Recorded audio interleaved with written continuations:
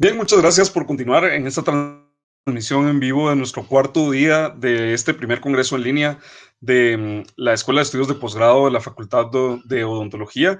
Y pues ya estamos llegando a la recta final de este día de conferencias. Realmente ha sido muy productivo nuevamente. Han sido 4 días bastante productivos donde hemos podido ver el trabajo que se está realizando en la Escuela de Estudios de Posgrado y hemos podido conocer algunas nuevas técnicas en todas las áreas de las especialidades de odontología. Entonces, para esta última conferencia de este día, quiero invitar a la sala al doctor Diego Estrada. Buenas tardes, doctor, bienvenido. Hola, José, ¿cómo estás? Bien, Hola, doctor, José. aquí, ya, listo ¿Me para la escuchas? recta final de la tarde. Listo, Sí, lo escucho. perfecto. Bienvenido, doctor. Voy a pasar a leer su currículum para presentarlo y que pueda iniciar su conferencia. Gracias, José. El doctor Diego está en FION. Es cirujano dentista y especialista en estética, prótesis bucal y disfunción craneofacial. Se graduó de cirujano dentista en la Universidad de San Carlos de Guatemala en el año 2000. Tiene un posgrado, una maestría en prótesis bucal y ATM de la Universidad Internacional de Cataluña, Barcelona, España, del año 2004. Desde el año 2005 a la fecha, tiene su práctica privada enfocada en odontología restaurativa, prótesis oral, implantes dentales y disfunción cráneo-maxilar. Desde el año 2006 es líder de opinión de 3MSP Guatemala.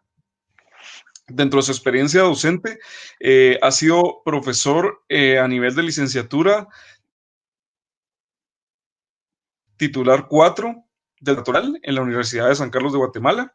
Y a nivel de posgrado es profesor de la especialidad en rehabilitación oral y también fue profesor de la maestría en odontología restaurativa de la Universidad Mariano Gálvez de Guatemala. Dentro de sus reconocimientos, tiene un Premio Nacional a la Excelencia Académica de 3M Guatemala del año 2000. Estuvo becado por el programa de becas MAE para estudios de posgrado del Ministerio de Asuntos Exteriores del Gobierno de España del año 2002 a 2004.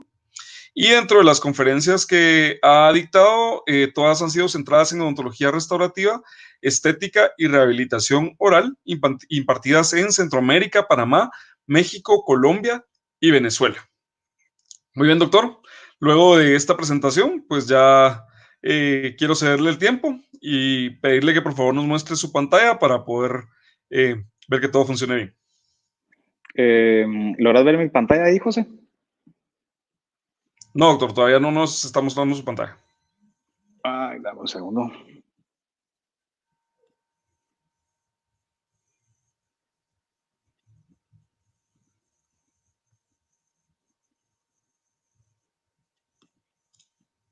¿Ahora? Ahora sí, doctor. ¿Estamos listos? Ya Ahora le sí. dejo el tiempo entonces. Muchísimas gracias, José.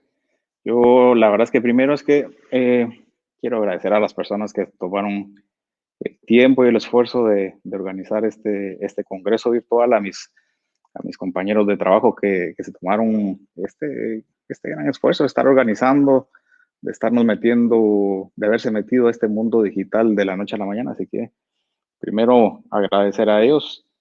Eh, yo también, estando tan cerca del Día de la Madre, también a todas las colegas que nos ven, a todas las eh, madres, también les quiero felicitar en su día, un poquito adelantado, pero también me gustaría agradecer ese amor, esa paciencia que tienen con nosotros, sus hijos. En términos generales, yo soy una persona muy abierta. Pareciera que mi currículum pareciera que solo docencia y docencia y en realidad no es la mitad de la parte de mi vida. Yo también soy clínico privado, de hecho ese es creería yo que es mi fortaleza. Así que siéntanse en la comodidad de ir preguntando en el chat. Yo con José ya al final eh, intentaré solucionar las preguntas que ustedes tengan. No, si hay algún dato que no tengo a la mano, que no tengo en la cabeza, yo les pues no tengo ningún problema en decir no lo sé, solo me dejan su correo o si no logro responder, ya me pongo a investigar e intentaré responderlo más adelante. Dicho esto, mi vida profesional, en términos generales, se mueve entre odontología general y un poquitito de rehabilitación oral y un poquito menos de articulación temporomandibular. Y desde que yo tuve la oportunidad de armar esta conferencia por primera vez, que fue hace muchos años, la he ido actualizando y el problema es que me he dado cuenta que estamos siempre con las mismas preguntas. ¿Qué tipo de restauración? ¿Cuándo colocamos un poste? ¿Cuándo no lo colocamos? ¿Qué cemento? Etcétera, etcétera. Y en realidad yo creo a lo largo de este tiempo que he hecho clínica privada, lo que creo que voy a coincidir con ustedes al 100% es que si en algún momento nosotros tenemos un problema en la clínica, muchas veces ese problema está asociado a tratamientos de conductos radiculares. Entonces, las piezas tratadas endodónticamente en prótesis siempre, bueno, no siempre, pero tienen una tendencia a producir algún tipo de problema y muchas veces no sabemos ni siquiera de dónde viene el problema. La literatura le dice a uno que todo los problemas que tenemos son en primer lugar de cementaciones, de la restauración intrarradicular o de la corona, y lo otro son fracturas radiculares. Esos son los dos grandes problemas que tenemos los clínicos a nivel general. Entonces, lo que quiero yo es, en términos generales, es ayudarles a pensar, ayudarles a crear un protocolo de tal forma que no pasen por alto alguna de las situaciones que debiéramos de tomar en cuenta a la hora de restaurar una pieza dental tratada en post-tratamiento de endodoncia o tratada endodónticamente. Este es uno de los casos más tristes que me ha tocado a mí tratar porque esta era una pieza que en principio es un buen amigo, es un colega. En principio empezó con una fisura en mesial, luego la fisura se fue a distal, o por lo menos esa es la historia que él me comentó en su momento. Y cuando llega conmigo a la clínica, me cuenta que ya el problema endodóntico, eh, el tracto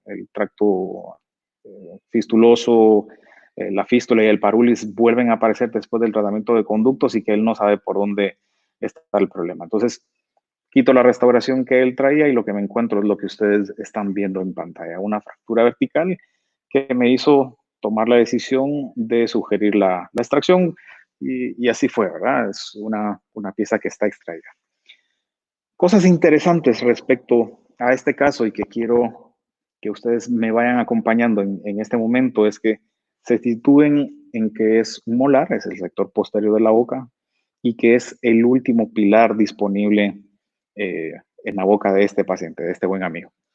Entonces, son cosas que a nosotros nos deben de ir dando señales de alerta. El hecho de restaurar una pieza tratada endodónticamente y que sea la última del arco, que sea en el sector posterior, son cosas que nos tienen que ir alertando de que algo nos puede pasar. En un principio, cuando yo les cuento la historia de que estaba fisurado el diente o pequeñas fisuras, no se había creado esta fractura, el, el colega anterior había decidido hacer una restauración directa. Y son cosas que a lo mejor uno debe de tomar decisiones un poquito más drásticas en ese momento, pero que buscan salvar la pieza, salvar o evitar ese tipo de fracturas. Dicho de otra forma, si desde el inicio de la detección de esta fisura se hubiera actuado de una forma un poco más radical, quizá una corona, quizá un overlay, a lo mejor y esta fractura no hubiese pasado, pero eso no lo podemos saber.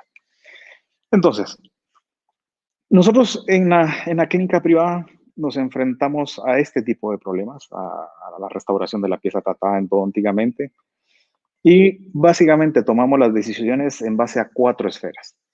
La primera esfera es la experiencia personal que yo tengo, mi juicio, la forma de pensar que yo tengo, lo que yo aprendí en la universidad, lo que yo aprendí, no sé, del colega a la par. Lo otro es la evidencia científica, la más actual que exista, los criterios o las preferencias que tiene el paciente en cuanto a restauración, es decir, hay pacientes que se inclinan por restauraciones estéticas, hay pacientes que prefieren tener una corona. Hay pacientes, algunos recuerdo yo de haberme pedido restauraciones de oro. Entonces, eso también influye a la hora de realizar el plan de tratamiento o ejecutar el plan de tratamiento. Y por último, las circunstancias clínicas del lugar donde trabajamos o las circunstancias clínicas o económicas o sociales del paciente. Y entonces, nosotros los odontólogos que hacemos odontología general o que rehabilitamos piezas muy frecuentemente, tenemos estos 4 pilares en donde apoyamos o donde sustentamos cada una de las decisiones que nosotros tomamos. ¿Cuál es más importante? Yo les diría que ninguna. Todas son igual de importantes. Pero en este juego de valores o este juego de pensamientos es en los que nos movemos a la hora de restaurar un diente.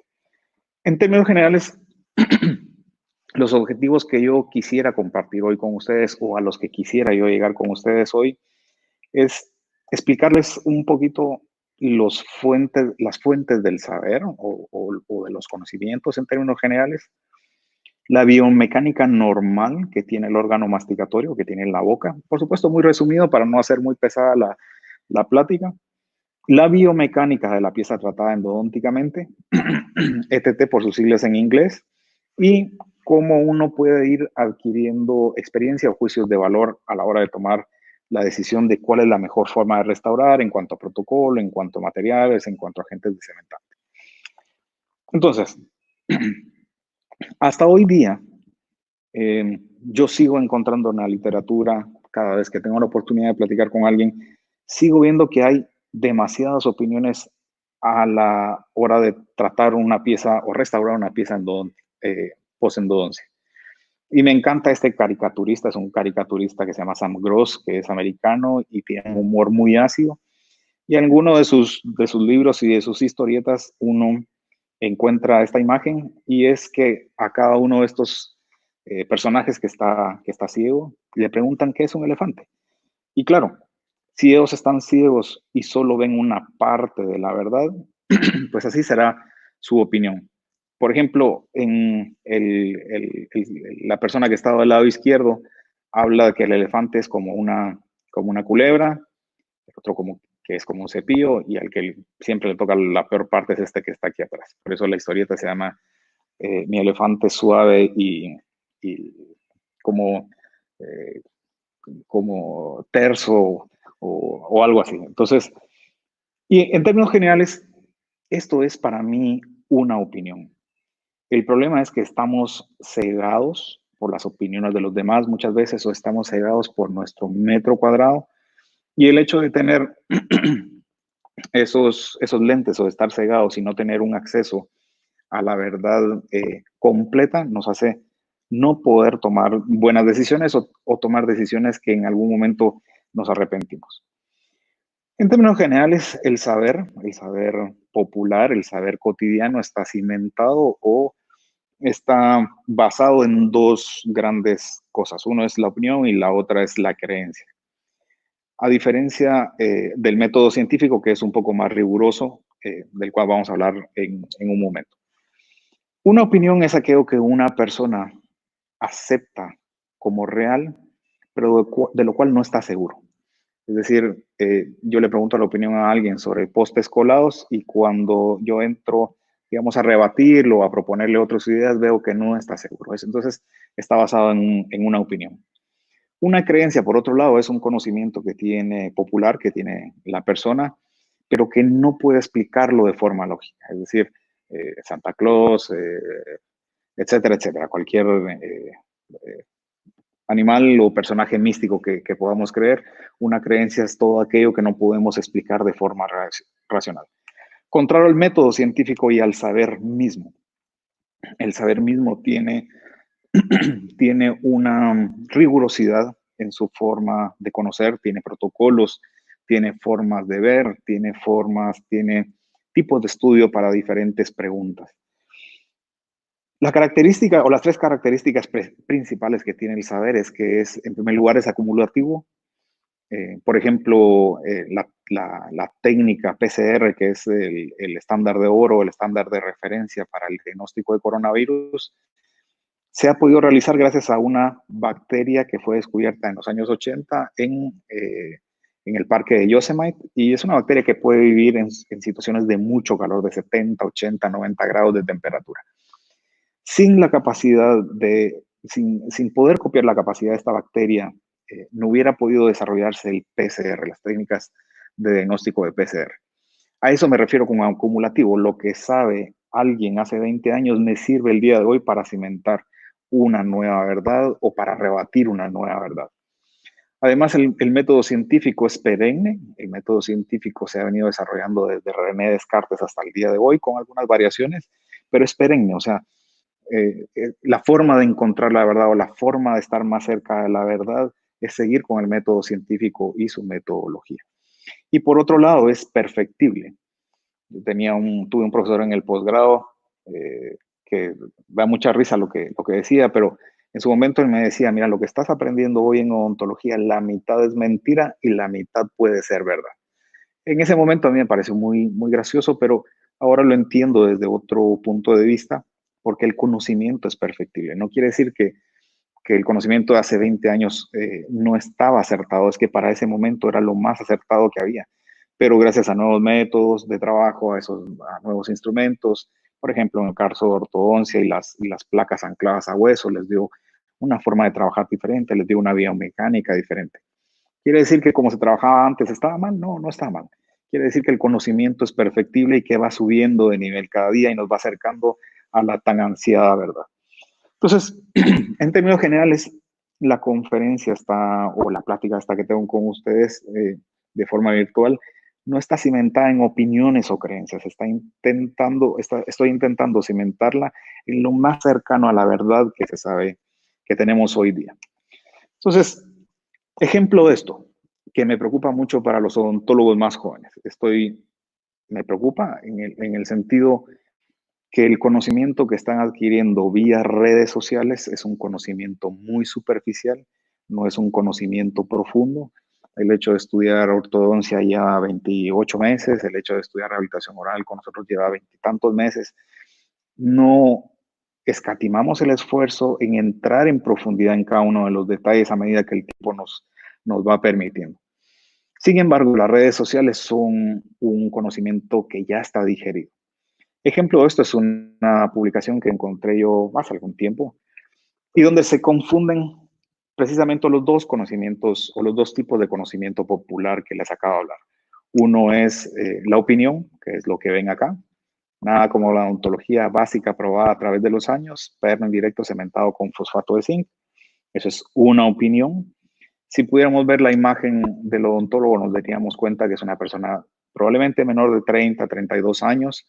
Entonces, la odontología probada a través de los años, en su caso, pues a lo mejor no aplica, a lo mejor es en los casos de su papá o de su tío o de su tía, pero no para él.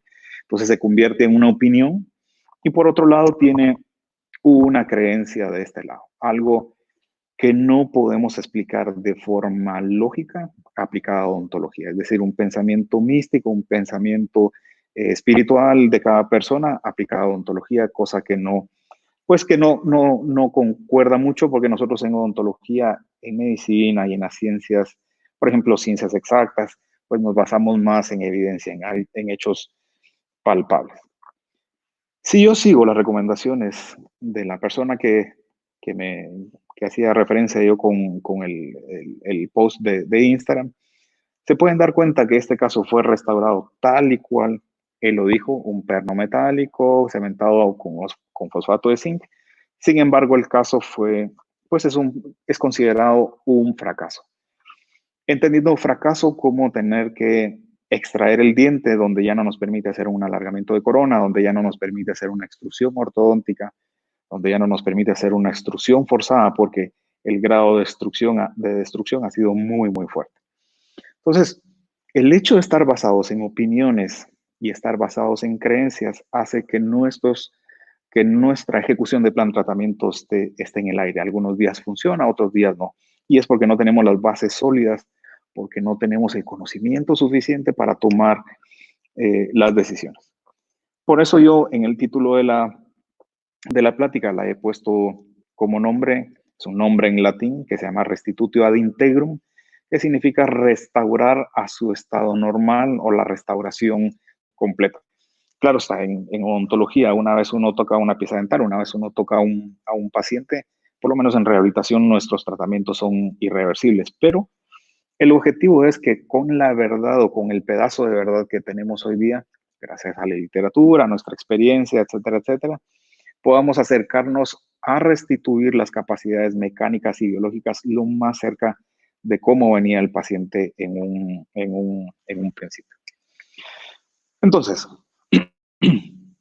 para hablar un poquito de la biomecánica o de cómo se comporta el órgano masticatorio o la cavidad oral, yo básicamente considero que las funciones normales de la boca o del aparato estomatognático, en términos muy generales, tienen 5 funciones. Esto está escrito por uno de las personas que más ha influido en ortodoncia. Lo escribe en el año 56 en una revista de prótesis. Y me llama la atención porque él habla que la primera función normal del aparato masticatorio en realidad es la masticación, es meterle gasolina al organismo para que éste funcione mediante la masticación y la deglución. El segundo aspecto que nos diferencia de cualquier otro animal es la capacidad de hablar, no de comunicarse, sino la capacidad de hablar. Es una característica que tiene el humano en especial. Se cree que a medida que el humano fue capaz de desarrollar esta capacidad del habla, fue capaz de incrementar la masa cerebral y por eso somos quienes somos hoy día, para bien o para mal en el mundo. La tercera gran rubro o el tercer gran ítem donde trabaja la boca es en la respiración. No recuerdo ahora si el caso de Nicole, el que presenta, es un caso donde la vía aérea, mediante el tratamiento de ortodoncia, la vía aérea cambia, la vía aérea se ensancha. Entonces, mediante la boca o tratamiento dental ortodóncico, uno es capaz de afectar y de mejorar la calidad de vida del paciente en términos de respiración. El otro gran ejemplo que yo veo o más frecuentemente es en los pacientes de ortodoncia una vez que terminan el tratamiento de ortodoncia. Estos pacientes, cuando uno mira una radiografía lateral, que normalmente lo pueden ver en una cefalométrica, su tratamiento dental, cuando hay unos cambios de posición maxilar muy grandes, cambia inclusive la zona de cervical 1 y cervical 2. Y eso es gracias al tratamiento de ortodoncia. Entonces, nosotros también tenemos una influencia muy grande sobre la parte postural. Y ya desde el año 56 se hablaba, o Ricketts hablaba de que hay un aspecto psicosomático que es expresado mediante la boca. Hoy día yo platico mucho platico, no sé si es mucho o poco, pero platico con la doctora Cano y hablamos acerca de trastornos temporomandibulares. Por supuesto, ella está mucho más actualizada que yo, pero sí llegamos al punto que la boca, el rechinar o el apretar de dientes, como está descrito desde tiempos memoriales en la Biblia cristiana, es sinónimo de sufrimiento, es sinónimo de que algo está pasando. Entonces, el aspecto psicosomático también tiene alguna influencia sobre el aparato masticatorio. Otra cosa es que sea considerado como una patología o como algo no normal. Sin embargo, en el 2002 aparece este libro y habla prácticamente de lo mismo. Lo más importante es para este autor, es un autor austriaco, es la masticación, el habla, la parte postural. Aquí ya se incorpora la parte estética que está más adaptada a nuestros tiempos y el manejo del estrés. Para estos autores, esas características son consideradas como normales o cerca de la normalidad, como variación de la normalidad. El manejo del estrés en el caso de Slavicsek o el manejo de la parte psicosomática en el caso de Ricketts. Prueba de esto es el ejemplo que les pongo en pantalla. Miren la lengua cómo está dentada, miren el carrillo, la mucosa interna del carrillo cómo está indentada, y esto es un paciente que estaba sobre un estrés muy grande en su momento. Él estaba estudiando para cura y en algún momento se enamora de alguien y le tiene que avisar a los papás que se iba a casar. Entonces, esa parte emocional, esa lucha interna que se provocó sobre este paciente durante esta etapa, provocó que esta lengua estuviera indentada, que estuviera presionándola durante el día contra los dientes. Claro, esto es la historia del paciente. También pudo haber sido una macroglosia, Pero lo que quiero ejemplificar es que hay un componente psicosomático, hay un componente de estrés que se puede expresar en el medio oral. Hoy día el sufrimiento, el sufrimiento corporal relacionado a bruxismo está más relacionado a problemas respiratorios, eso es lo que está más, la verdad que tenemos más cerca hoy, problemas respiratorios, y se está trabajando sobre reflujo gastroesofágico, pirosis en estomacal, etcétera, etcétera. Se está relacionando, por un lado, problemas respiratorios y por otro lado, problemas del sistema gastrointestinal.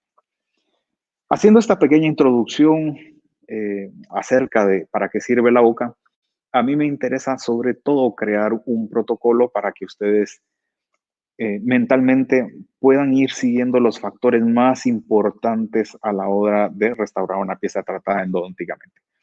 Normalmente a esto en computación se le llama algoritmo, pero algoritmo tiene una palabra, una definición o una acepción un poco más grande, que es crear un protocolo, crear un conjunto ordenado y finito, es decir, no podemos hacer un protocolo de 2.500 pasos, tiene que ser un protocolo de 5 o 6 pasos, algo que clínicamente sea realizable para nosotros, de tal forma que este protocolo nos ofrezca una solución en el 80-90% de los casos. Y eso es exactamente lo que yo quiero crear con ustedes, un algoritmo que me permite crear un protocolo de trabajo en donde yo pueda acertar la mayor parte de las veces.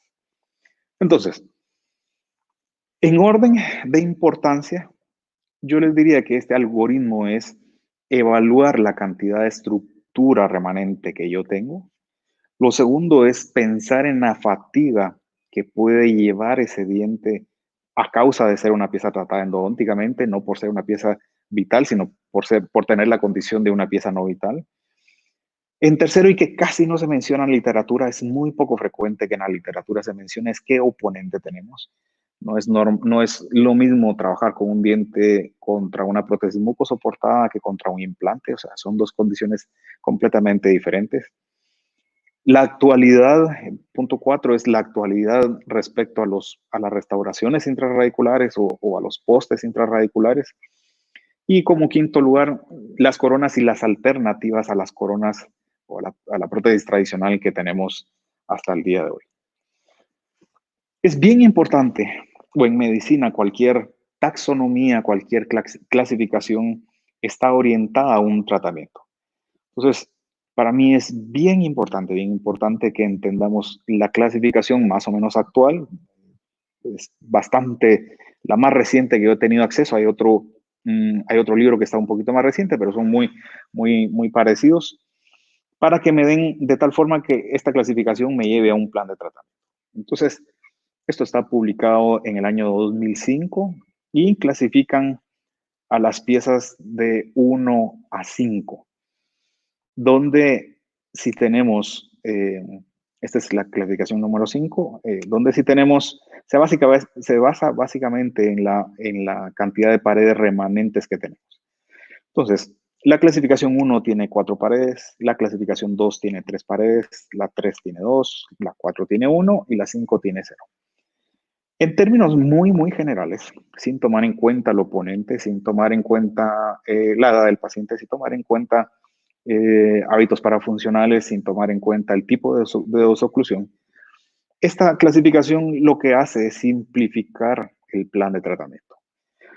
Por lo tanto, la clasificación 1, que tiene 4 paredes, a la 3, o sea, 1, 2 y 3, la 3 teniendo 2 paredes, son tratamientos que hoy día lo podemos hacer mucho más conservadores o lo podemos hacer lo menos invasivo que podamos. Por ejemplo, un blanqueamiento interno, podemos hacer carillas, podemos hacer un núcleo adhesivo con ionómero de vidrio más un poco de resina, un núcleo de adhesivo más una incrustación, podemos hacer un liner más una endocrown o un overlay. Entonces son tratamientos que nos permiten ser más ahorrativos en el plano biológico, digamos, ser más cuidadosos en el plano biológico y no gastar mucho dinero. Mientras por otro lado tenemos el protocolo tradicional que se adapta a la clasificación 4 y 5.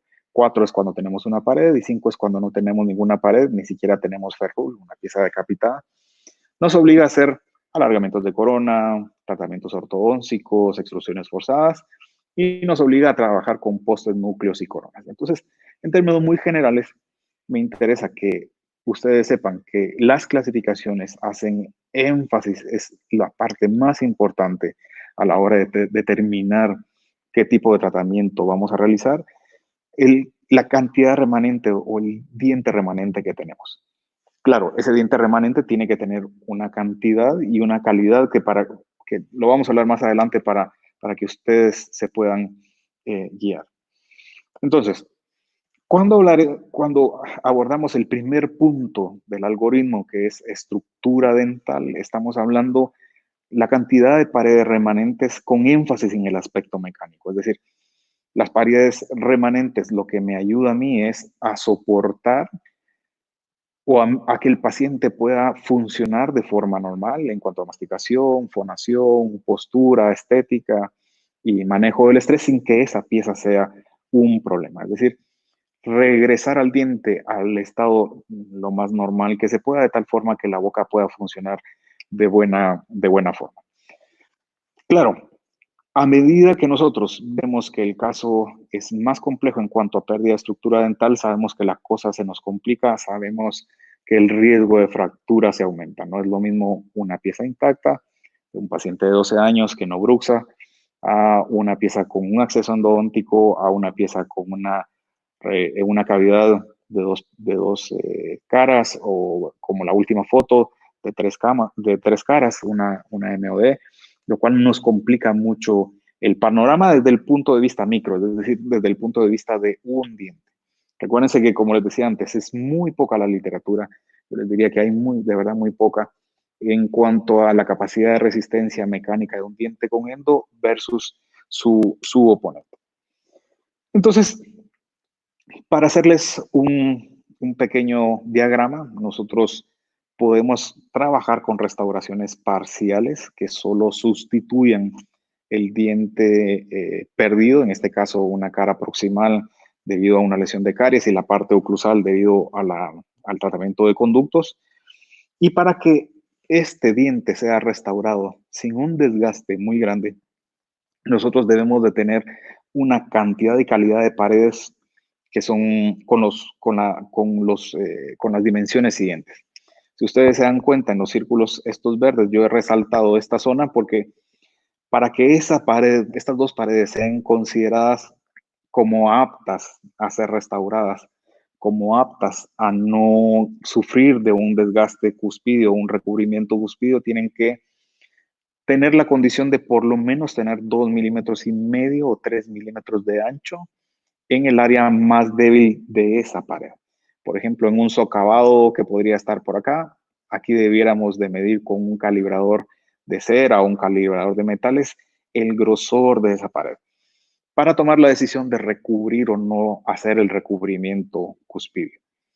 Entonces, si tenemos tres paredes, en este caso la clasificación de Ingrid Peros que mencionábamos antes, me tira un protocolo poco invasivo, es decir, está en la clasificación 1, en la 2 o en la 3, ya sabemos que vamos a ir a un protocolo adhesivo, a un protocolo muy poco agresivo, siempre y cuando tengamos más del 50% de la estructura dental, en este caso tenemos tres paredes en buen estado, paredes que no son necesarios recubrir porque tenemos de 2,5 a 3 milímetros de grosor.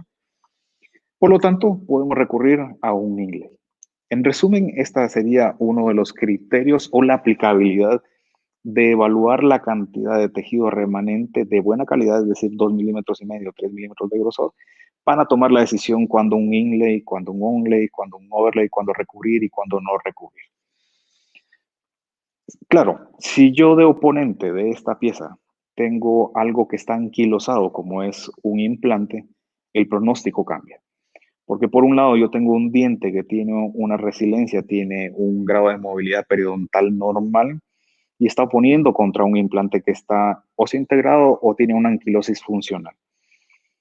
Por lo tanto, yo al tener un tipo de restauración en contra de un oponente que me va a generar mucho estrés, yo prefiero recubrir estas cúspides. Por el caso contrario, si es un una pieza vital o es una prótesis que es mucosoportada, pues obviamente el estrés que va a sufrir este diente es menor y yo me puedo sentir tranquilo, inclusive de hacer una resina directa siempre y cuando yo pueda aislar. Esto es en el sector, digamos, en el sector casi posterior, en los premolares. En el sector anterior, las partes críticas que nosotros debemos de tomar en cuenta, es como lo marco en la fotografía, es tener una altura de muñón de por lo menos 2 o 3 milímetros, que le diríamos el efecto Ferrul. En este caso tiene más o menos 4 milímetros y medio, este tiene más o menos 3 milímetros. Esa cantidad de estructura dental a mí me permite retener una corona siempre y cuando yo no tenga que desgastar más para darle grosor al material restaurador que está marcado con las flechas de color verde. Siempre y cuando yo tenga ese milímetro y medio, 2 milímetros, dependiendo del material restaurador que yo escoja para la restauración final, una vez que yo he hecho ese desgaste, yo procedo a medir mi pared y procedo a tomar la decisión si tengo ferrul, si no tengo ferrul, si tengo altura de muñón mínima que me retenga una corona, que me dé retención y que me dé al mismo tiempo resistencia. Por otro lado, cosas que uno normalmente no escucha mucho porque es un tema de debate aún muy fuerte todavía en la literatura, es el grosor que debe de tener ese ferrul, digamos. Por eso lo marco yo con estos círculos blancos que ustedes ven acá y acá. Se dice, aunque estamos muy lejos de la verdad aún, se dice por opinión, básicamente estamos en opiniones personales o de varios autores, de autores reconocidos, pero opiniones personales al fin, es que debemos de trabajar con un ferrul de grosor de 1 milímetro y medio como mínimo. Si no tenemos ese grosor de pared, podríamos considerar en un tallado para corona que esa pared no existe. Tal y como lo hacemos en las incrustaciones. En una incrustación, si una pared mide diferente a 2,5, si mide 2, si mide 1,5, hacemos de cuenta que esa pared no existe y la clasificación cambia, por lo tanto el tratamiento cambia. Entonces, cosas importantes al tener una altura de muñón necesaria para dar retención y resistencia a una corona, que estamos hablando más o menos de 4 milímetros, y de un ferrul o de un grosor de pared de al menos 1 milímetro. Y es hasta cuando hemos terminado de preparar la pieza en base a un mock-up o en base a un acetato, en base a nuestra planificación protésica, ahí es cuando tomamos las decisiones, ahí es cuando hacemos las mediciones para saber si va a llevar un poste, si no lo va a llevar o si va a llevar un núcleo.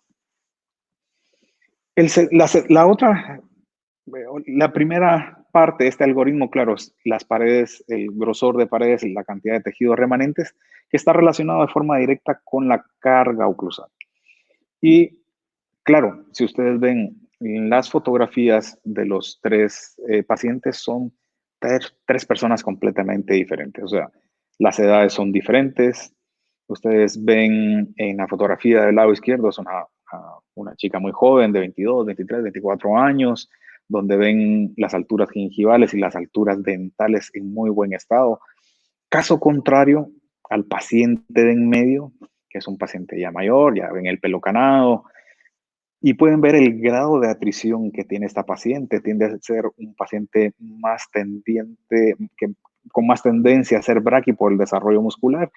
Y la otra paciente completamente una cara cuadrada, muy braquicefálica, con los tercios faciales muy diferentes, con una musculatura, una fisiología muscular muy diferentes. Entonces, cada paciente es un mundo, cada paciente lleva consigo una carga oclusal y son de las cosas que debemos de entender.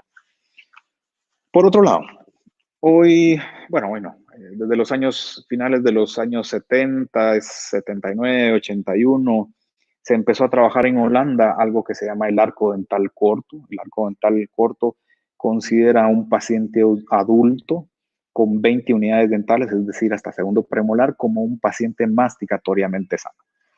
Dicho de otra forma, no es necesario tener 28 dientes para poder estar bien nutrido. No es necesario tener 24 dientes para estar bien nutrido. Basta y sobra con tener 20 unidades dentales, 20 dientes para funcionar o estar sano desde el punto de vista oclusal, desde el punto de vista masticatorio. Por eso, hoy día la literatura, muchas veces las clases las removibles clases 1 de Kennedy, que reponen primer y segundo molar bilateral, están considerados como un sobretratamiento porque está demostrado que la capacidad masticatoria, periodontal, de adaptación de articulación temporomandibular es buena si el paciente tiene 20 unidades dentales. De hecho, el criterio de la Organización Mundial de la Salud para determinar que un paciente es sano masticatoriamente son 20 unidades dentales o más. Entonces, este es un ejemplo, una radiografía de un caso que rehabilité hace algún tiempo, en donde aplico los valores del paciente, la forma de pensar del paciente y aplico el arco dental corto con prótesis en extensión o prótesis en cantilever para poder restaurar. ¿Se podía haber colocado un implante? Sí, se pudo haber colocado un implante. El problema con este paciente en particular era el tiempo. Tenía que acelerar el plan de tratamiento y no tenía mucho tiempo para esperar. Entonces, ahí es donde se conjuga la experiencia clínica, los valores del paciente, la situación de la clínica o particular del paciente y la literatura disponible. La literatura disponible me dice que unas prótesis en cantilever tienen un buen pronóstico inclusive a 12 años. A los 12 años los cantilevers empiezan a tener problemas. Eso se trabaja con estadística, con algo que se llama las gráficas de Kaplan-Meier. Entonces, son cosas que uno debe tomar en cuenta a la hora de tomar estas decisiones. Este es otro caso muy cercano a mí y he decidido dejarlo hasta segundo premolar. Por más que me insista en que yo tenga que rehabilitar todas las piezas dentales, yo como ser quien toma las decisiones médicas y odontológicas, he decidido mantener a esta paciente con 20 unidades dentales porque sé que con esas 20 unidades la paciente va a estar en buen estado. Pero esto me lleva a un gran problema que casi nunca nos lo dicen, y es qué pasa con la fuerza que se ejercía o con la fuerza que tenía el primer y segundo molar cuando lo perdemos. La fuerza que recaía sobre el segundo y primer molar, ¿qué le pasa? ¿Se distribuyen las otras piezas? ¿Se pierde? ¿Desaparece? ¿Qué es lo que pasa? Esta es una literatura muy interesante. Ellos hacen un estudio en pacientes y van simulando, no lo hacen obviamente, pero van simulando que van perdiendo dientes. En términos generales, un segundo molar soporta en un paciente normal 270 unidades de presión. Un primer molar, 220 unidades. Y así como ustedes miran la gráfica, 57, 31 y 22. El problema es cuando yo pierdo el segundo molar. Cuando yo pierdo el segundo molar, el primer molar absorbe no toda la carga del segundo, pero sí parte del segundo. Cuando yo pierdo el primer molar, la fuerza sobre el segundo premolar se convierte en casi 3 veces o empieza a caer 3 veces sobre lo que él tenía diseñado, sobre lo que él está capacitado. Si tenemos la pérdida del segundo premolar, estas fuerzas se incrementan y se van hacia el primer premolar y se van hacia acá. ¿Cuál es la importancia de esto? Que, como les mostraba muy al inicio, les contaba yo que el caso del colega que me tocó tomar la decisión de sugerirle la exodoncia, que fue para mí muy, muy doloroso, era un segundo molar, era el pilar terminal de la oclusión, y todos sabemos que cuanto más posterior nos vamos en la boca, más fuerza se genera. Entonces, si nosotros tenemos como último pilar a un primer molar y no tenemos un segundo molar, la literatura nos dice que está aumentada la fuerza sobre él. Y eso nos lleva al término fatiga en términos generales. Somos capaces de fatigar a un diente tratado endodónticamente que es capaz de sufrir, tal y como sufrió el molar de este colega que les hablaba. Era el último pilar, tenía endodoncia y probablemente debido a eso el diente se fracturó. Entonces, son condiciones que uno debe de tomar en cuenta a la hora de diseñar el plan de tratamiento. Dicho de otra forma, la pieza dental con endodoncia es el último pilar. La pieza dental con endodoncia tiene puntos de contacto o es una pieza que está sola, está adyacente a dos espacios de dentículo, porque eso va a influir sobre la cantidad de fuerza que se genera sobre un diente. Acá tienen ustedes la gráfica comparativa. En azul el estado normal de una boca cuando tenemos la dentición completa y en verde cuando hemos perdido un segundo molar, cuando hemos perdido un primer molar y así sucesivamente. Se pueden ver como en azul está la fuerza normal y en verde está la fuerza aumentada a medida que se van perdiendo piezas dentales. En el caso, por ejemplo, del segundo premolar, vemos cómo se ha aumentado quizás hasta 3 o 4 veces lo que él está acostumbrado a resistir. Entonces, si ustedes tienen un paciente con un arco dental corto que no aguanta una removible, pues a lo mejor y lo pueden dejar y tal y como está, sin una removible, porque su capacidad masticatoria va a ser buena.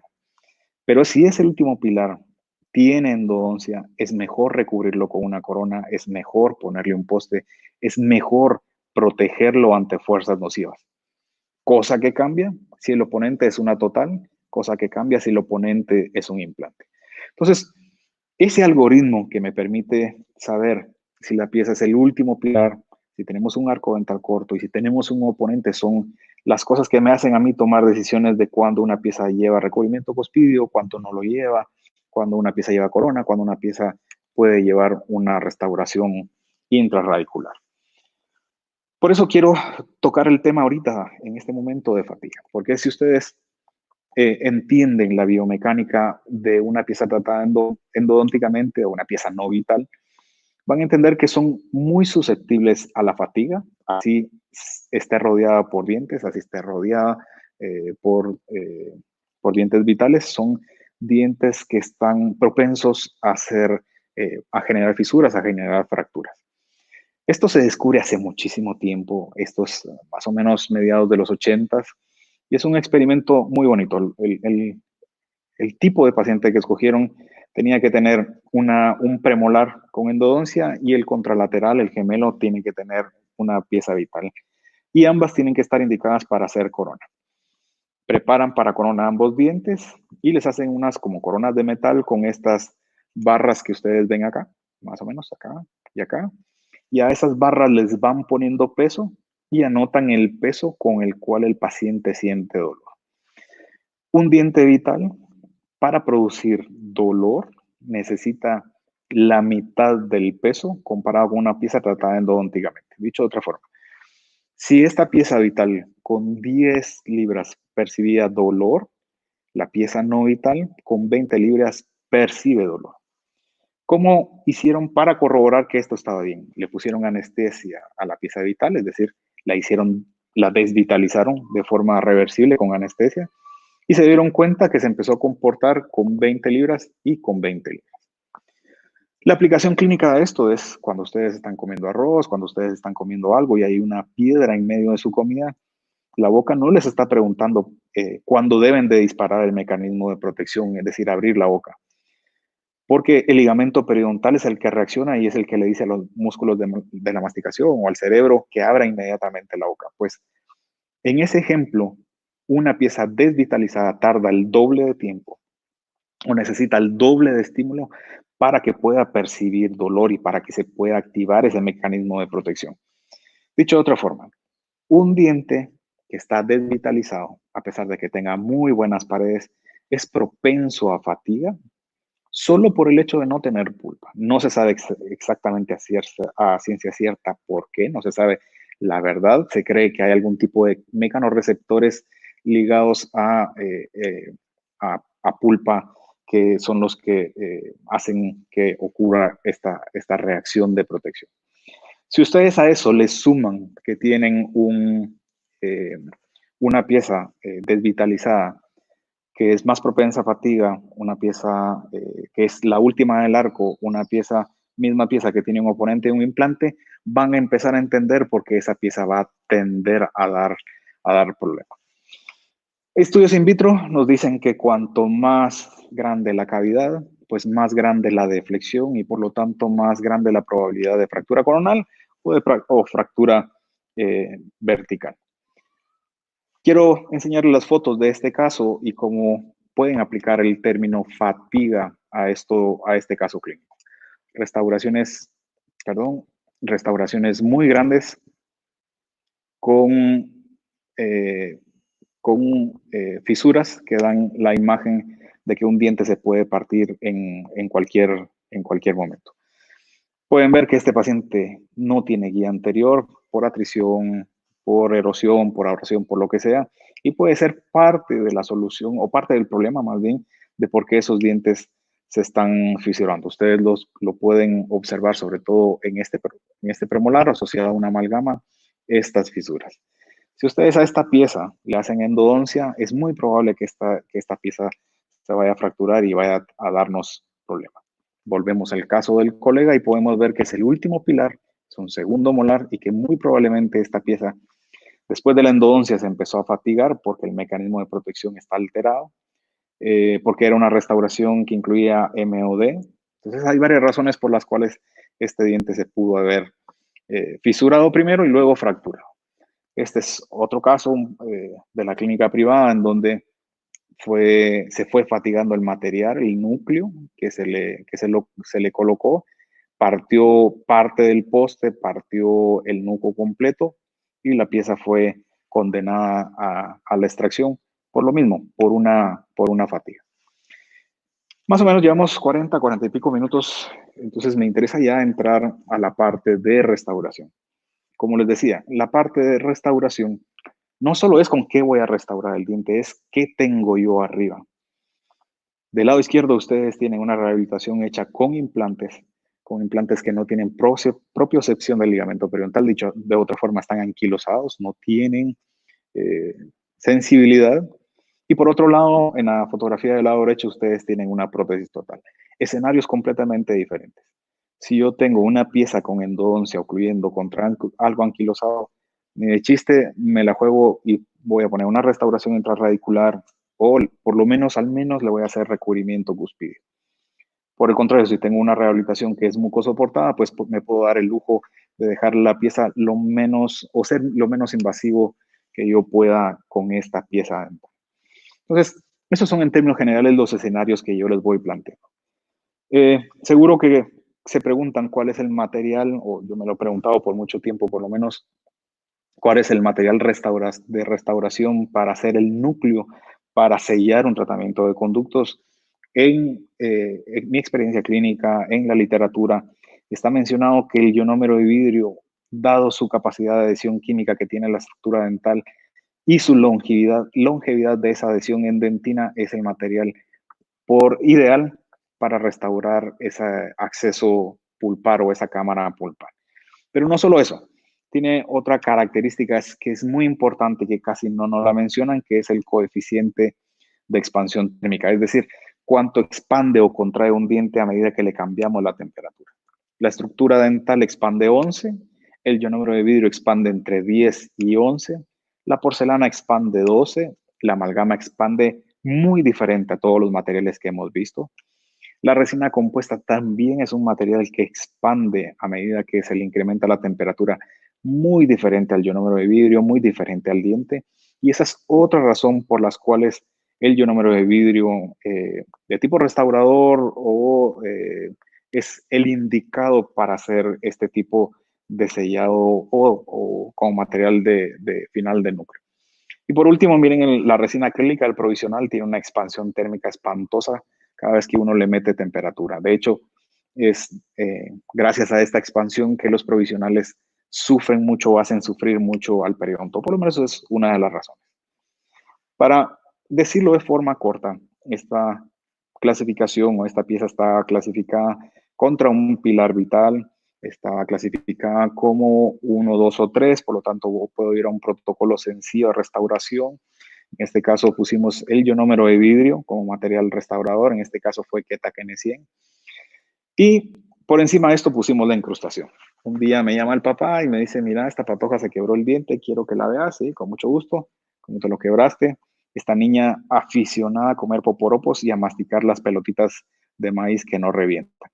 Con eso me reventó la incrustación. Pero yo tengo la seguridad que debajo de esa incrustación está el ionómero de vidrio que me protege al final de cuentas el sistema de conductos radiculares y que me permite que no haya que repetir la endodoncia. Esta patoja se puede tardar 1, 2, 3, 4 meses en venir conmigo porque el ionómero de vidrio va a ser capaz de resistir o de sellar el conducto radicular.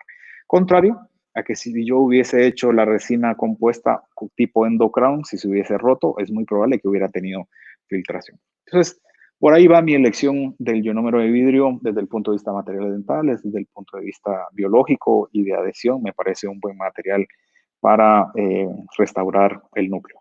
Otro ejemplo con ionómero de vidrio, este es un ionómero de vidrio tipo 4 que es para liner. También funciona muy bien debajo de una incrustación, ya sea cerámica o ya sea de porcelana, perdón, o ya sea de resina. Las cosas que se nos complican mucho es cuando hablar de recubrimiento cuspidio. Les decía que en términos generales, el criterio principal es la cantidad del grosor remanente que tengo en la pared, que puede ser de 2,5 o 3, pero también hay otras situaciones que me obligan a mí a hacer un desgaste cuspidio. Uno es los contactos oclusales y los límites de la preparación, la desoclusión que pueda tener ese paciente, qué tipo de oponente o qué estrés funcional tengo o va a caer sobre mi estructura remanente. Hablamos de implantes y de prótesis total, el grosor de paredes, obviamente, las características intrínsecas del material restaurador. Si van a hacer un IMAX, a lo mejor es más recomendable hacer un recubrimiento cuspidio comparado con una resina compuesta. Y por otro lado, cuando tenemos que cerrar espacios interproximales. Si el espacio es muy grande, es mejor hacer un recubrimiento cuspidio para hacer algo más estético, algo que tenga mejor forma y que no sea una pieza, por decirlo de una forma brusca, una pieza cachetona, sino que sea una forma un poco más anatómica. Entonces, en términos generales, estas son las condiciones que me permiten a mí o tomar la decisión de cuándo hacer un recubrimiento cuspidio. Si van a hacer una incrustación, estas son las condiciones o las recomendaciones que debiéramos de seguir en cuanto a preparación cavitaria. 2 milímetros de recubrimiento cuspidio, hay quienes ya hablan de 1,5, de 1, dependiendo del material restaurador. Un grosor de pared de por lo menos 2,5, 3, y un istmo de al menos 2 milímetros para que no sea difícil la cementación. Y lo que ven en amarillo es el liner o la subbase, o la base, como la quieran llamar, de ionómero de vidrio. Otro ejemplo clínico en donde debido al grosor pequeño que me queda, el grosor estrecho, la parte muy estrecha de la cúspide mesiobucal, yo decidí incluir un pequeño recubrimiento cuspidio, pero es una pieza tratada endodónticamente con ionómero de vidrio abajo. Ya les digo, es el protocolo que tengo algún tiempo de estar siguiendo. Y restauraciones parciales, ya sea de resina compuesta o de material de porcelana. Entonces, tenemos primeros molares ya restaurados, ambos con tratamiento de conductos, con incrustaciones de resina, porque al final de cuentas el oponente que yo tenía en este caso eran piezas vitales, por lo tanto la propiocepción está asegurada. Caso contrario, si son dos piezas no vitales, si son dos piezas no vitales las que están en contacto entre sí, prefiero hacer recubrimiento cuspidio u overlay, un recubrimiento cuspidio completo, para asegurarme que no voy a fatigar esas piezas o que si voy a sufrir fatiga, que esa fatiga se dirija al material restaurador y no hacia el diente en sí. Es decir, yo prefiero que se me rompa la incrustación, como el caso de la niña de la pelotita de maíz, a que se me rompa el diente, porque en la literatura se habla de éxito y supervivencia. Éxito es cuando al diente no le pasa absolutamente nada. Supervivencia es cuando tengo que reparar, pero todavía puedo rescatar la pieza. Y fracaso es cuando tengo que hacer la extracción. En cuanto a postes, lo que le pedimos hoy a los postes, voy a intentar ejemplificarlo con este caso clínico. Este es un caso clínico que viene a la clínica. Obviamente el motivo de consulta es el incisivo superior izquierdo y el incisivo lateral superior izquierdo por el cambio de color y por el espacio que tiene. Ustedes lo pueden ver en esta fotografía, el color no es el adecuado. Uno sospecha que hay un tratamiento de conductos debajo por ese color. Y tenemos a un paciente en oclusión de angle, clasificada como tipo 1, de ambos lados. Es decir, muy tendiente a ser una guía canina, muy tendiente a ser una función de grupo. De las cosas que me preocupan del caso es que a pesar de haber tenido ortodoncia este paciente, el problema es que la ortodoncia no fue capaz de llevar a un lugar más palatinizado estos dos incisivos, lo que me obliga a mí a hacer un corte más agresivo para llevarlos hacia atrás. Y también el color dental no me ayuda, por lo tanto tengo que hacer un corte un poco más agresivo.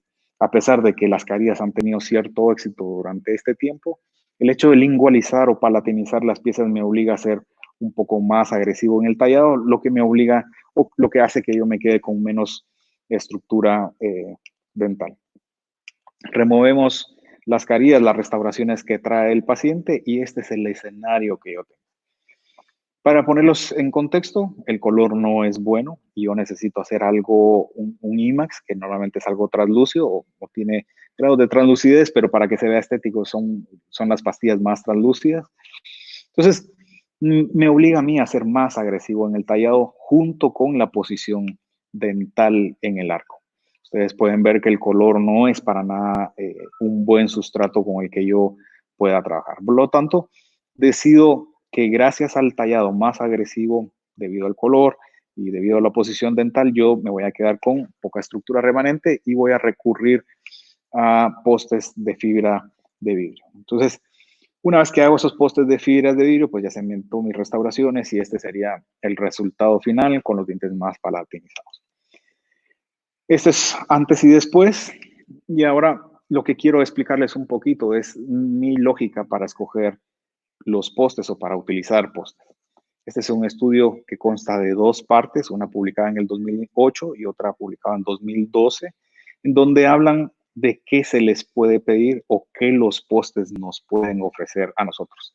Ambos son estudios aleatorios, no son, son controlados, no son un RCT completamente, pero sí son estudios bastante buenos. La relación principal que hacen ellos es la cantidad de paredes remanentes con la presencia de poste. Es decir, ellos le ponen poste a todo y le ponen corona a todos los casos, así tengan un buen pronóstico como esto. Pero hacen una relación muy interesante con postes de fibra y cantidad de estructura remanente. Entonces, en términos generales, ustedes pueden ver que la gráfica azul va a ser piezas sin poste, el éxito de las piezas sin poste, el éxito de las piezas con poste, la supervivencia sin poste y la supervivencia con poste. Éxito, les repito, es a la corona no le pasa nada. Supervivencia, algo hay que hacer, reparar, se quebró el muñón, se decapitó la pieza, pero no es necesario la exodoncia. Entonces, si ustedes ven, de este lado yo tengo cantidad de paredes. 4 paredes, 3 paredes, 2 paredes, 1 pared, con ferrul, sin ferrul. Entonces, el éxito sin poste, de una pieza sin poste y 4 paredes es del 100%. ¿De acuerdo? Sin poste y 3 paredes, 67%. 53% de éxito si tengo solo 2 paredes y no tiene poste. 29% si tengo una pared y no tiene poste. 11% de éxito si tengo ferrul. Y después de 6 años, no hay ninguna pieza sin ferrul y sin poste que haya tenido éxito. Todas tuvieron algún grado de reparación. Ahora miremos con poste el éxito de estas piezas.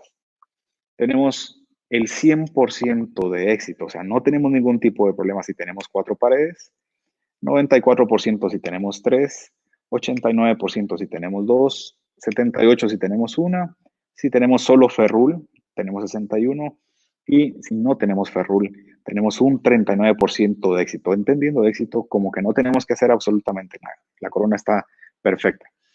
Supervivencia es que algún problema tenemos. Eso es lo que vamos a ver ahora.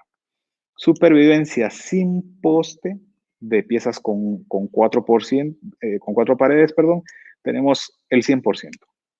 Tenemos el 100% si tiene 3 paredes, tenemos el 94% si tiene 2 paredes, 82, 78 y 65 si no tenemos poste. Es decir, quiere decir que la corona falló, el núcleo falló, el poste se cementó, pero la raíz la podemos rescatar. ¿De acuerdo? Caso contrario al éxito. El éxito es que no tenemos que hacer absolutamente nada.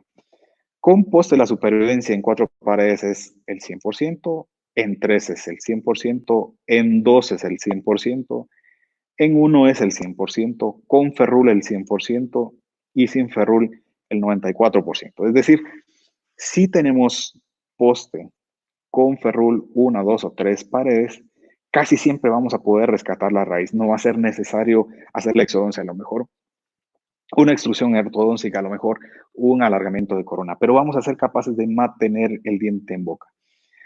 Dicho de otra forma, el porcentaje que tenemos de fractura radicular, que es en este estudio es la única razón por la que tuvimos que hacer la exodoncia, es sin poste, comparando sin poste y con poste, los datos son los siguientes. Si tenemos sin poste y tenemos 4 y 3 paredes, pues normalmente no hay fractura radicular. Cuando tenemos 2 paredes, empiezan sin poste, empiezan a aparecer las fracturas radiculares con una pared más, sin ferrul más, y con ferrul más, y sin ferrul es el peor escenario, sin poste. Pero si tenemos postes de fibra de vidrio en 4 y 3 paredes, normalmente no tenemos problema. No tenemos problema si hay 2 paredes. Si hay una pared, casi siempre vamos a tener la capacidad de rescatar esa pieza, así como si tenemos ferrul. En cambio, si no tenemos ferrul, las fracturas radiculares están, si no tenemos poste, tenemos la pieza decapitada, hay más asociación, una relación más directa con fracturas radiculares, que sería un problema. Otra cosa que deben de tomar en cuenta es el provisional que dejan después de una endodoncia. Por favor, no usen Cavit, no usen Coltosol, porque son materiales que expanden con el agua.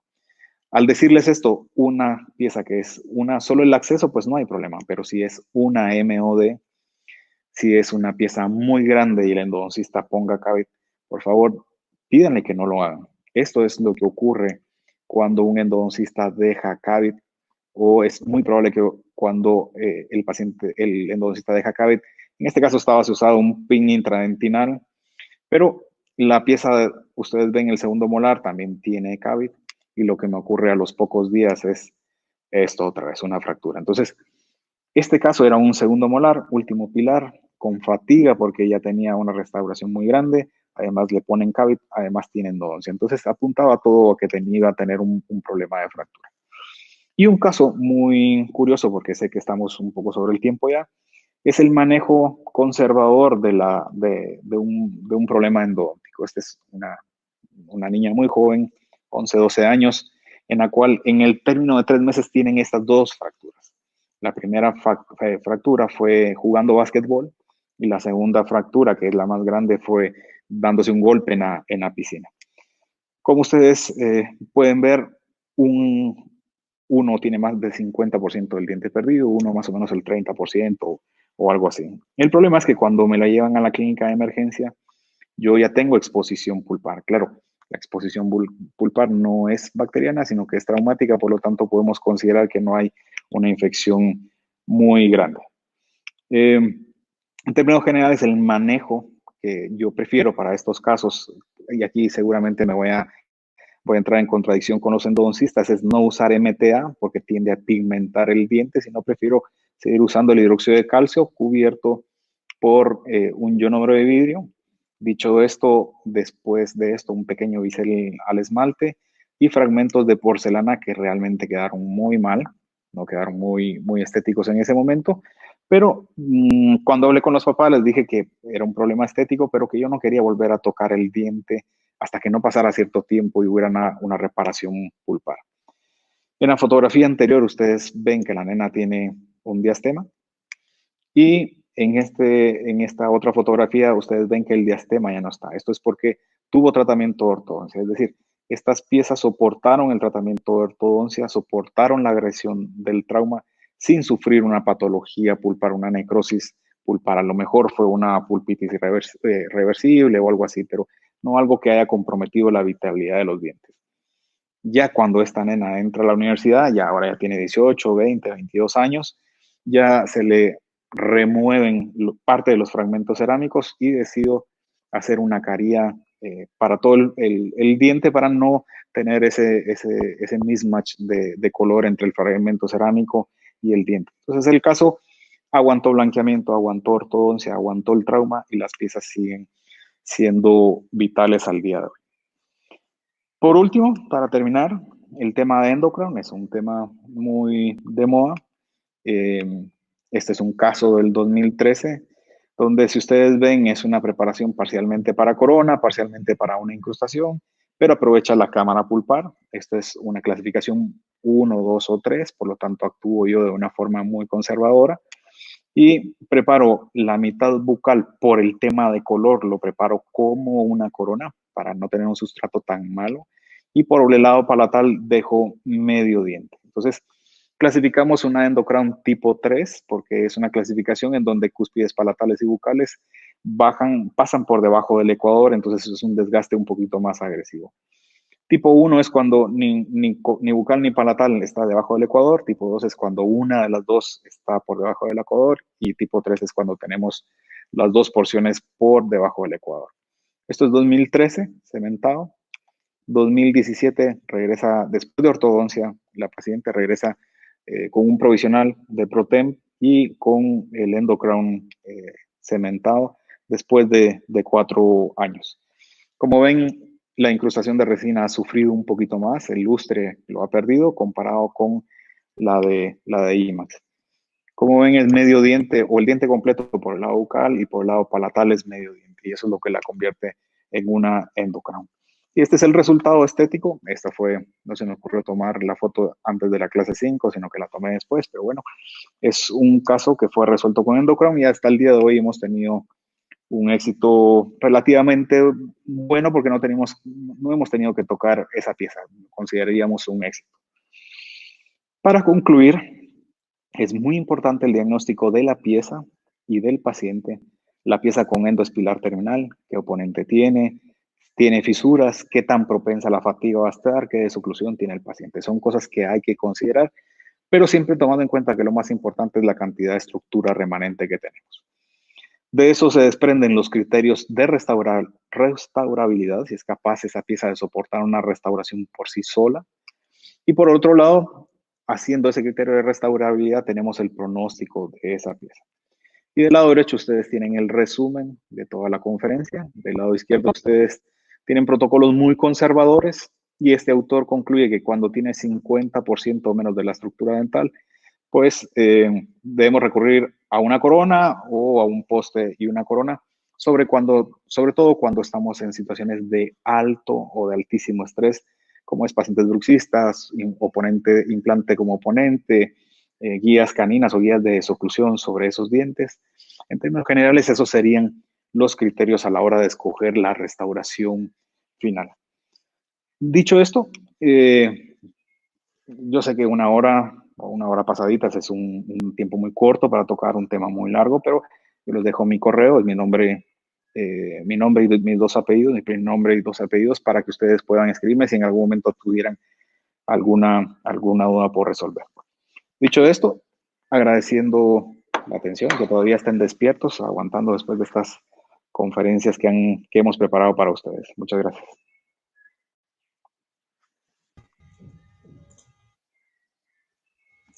Muchas gracias a usted, doctor Estrada, por su excelente presentación. Voy a mostrar algunos de los comentarios que han hecho nuestros participantes. Creo, ¿Sí? doctor, que no hay ninguna pregunta. Déjeme confirmar. Se me fueron todos. Creo, doctor, que estuvo todo muy claro porque no hay ninguna pregunta. Listo.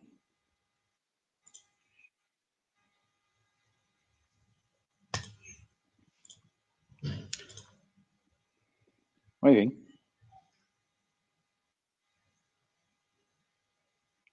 Muy bien, doctor. Entonces voy a proceder a leer el diploma de participación que dice la Universidad de San Carlos de Guatemala y la Escuela de Estudios de Posgrado de la Facultad de Odontología otorgan el presente diploma al doctor Diego Estrada Fión por su colaboración como conferencista en el primer Congreso en línea 2020 de la Escuela de Estudios de Posgrado de la Facultad de Odontología, Universidad de San Carlos de Guatemala, dado en la ciudad de Guatemala el 7 de mayo del 2020 y de enseñada a todos. Firman el doctor Carlos Alvarado Barrios, director de la Escuela de Posgrado, y el doctor Guillermo Barreda Muralles, decano de la Facultad de Odontología. Bien, voy a invitar a la sala al doctor Carlos Alvarado, quien va a dirigirnos algunas palabras.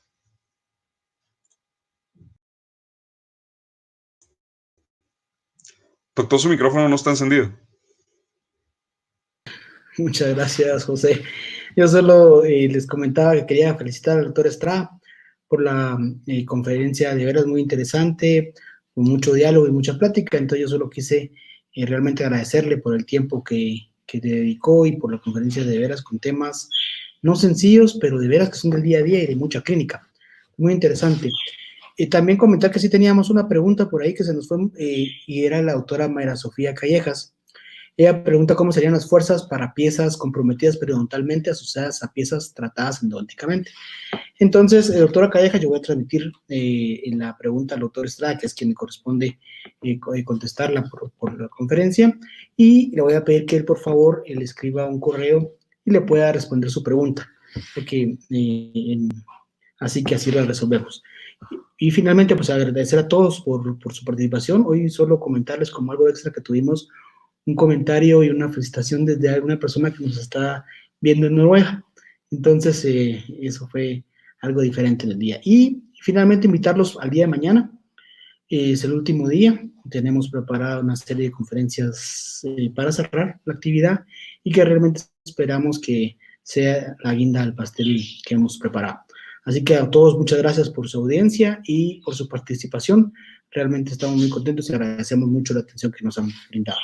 Y José, te agradezco mucho también el trabajo y el esfuerzo que has puesto ahí en una sala. Yo sé cómo hemos estado. Te agradezco realmente todo el trabajo realizado. Muchas gracias, José. Gracias, doctor.